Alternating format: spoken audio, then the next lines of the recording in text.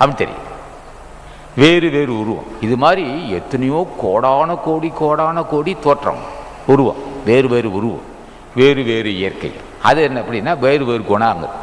அதாவது குணங்கள் வேறு. உணவிலையும் வித்தியாசம் இருக்குது. எல்லாவற்றுக்கும் கடவுள் தான் உணவு தருகிறான். உணவிலையும் வித்தியாசம் இருக்குது.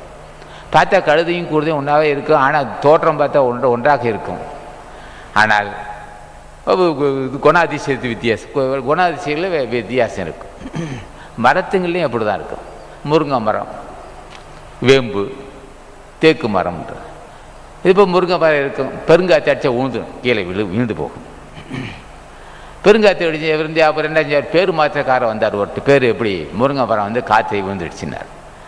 அங்கேருந்து பேர் மாற்றம் செய்கிறவர், இந்த பேர் உனக்கு பயன்படாது, இந்த பேர் வச்சாக்கா உனக்கு நீ நாளைக்கே பிரதமர் ஆடுவான்னு சொல்லுவார். என்னையா நல்வினை இல்லாமல் எப்படி அவன் பிரதமர் ஆவான், நில உயர்வானா? புழுவர் தானே. அதனால் நாங்கள் நம்ப மாட்டோம். அகத்திய சன்மார்க்க தொண்டரும் நம்ப மாட்டார்கள். இந்த பேரு மாற்றத்தால் ஒரு பெரிய மாற்றம் வருதுன்னு சொன்னால் இந்த உலகத்தை எல்லாருமே இது ஞானியாக இல்லாமல்லவா? அவரவன் செய்த புண்ணியத்தால் தான் பாருங்க. சரி, அவர் என்ன செய்ய, மரம் விழுந்துடுச்சு, காற்று விழுந்துடுச்சு, ஒரு கிளை முறிஞ்சிது. வந்தார், இந்த மரம் முருங்கை மரம்னு பேர் வைக்காதுங்க. எப்படி பேர் வைக்கிறான்னு தேக்கு மரம்னு போகிறாங்க. உடனே எழுதி தேக்கு மரம்னு போட்டார்.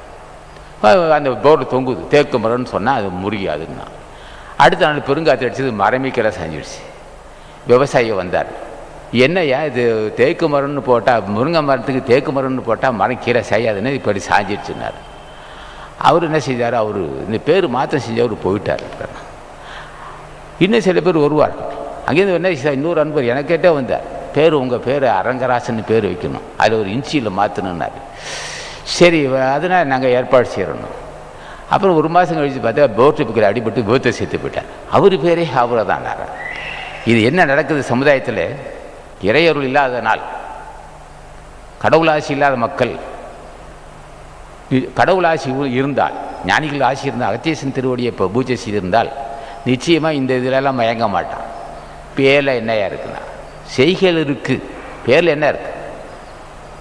செய்கலா. இப்போ ஜப்பான்கார்ட்ட சொன்னாக்கா ஒத்துக்க மாட்டான். இந்த பேர் மாற்றத்தினாலே வருவாங்க. இந்த நாட்டில் வேணால் சொல்லிட்டு உட்காந்துருக்கலாம். அப்படி ஒரு செய்திகள்லாம் இருக்குது, வந்துட்டு பேர் மாற்றம் அப்படியெல்லாம் செய்வார். ஆனால் ஞானிகள் ஆசி இருக்க மக்கள் அது நாட்டு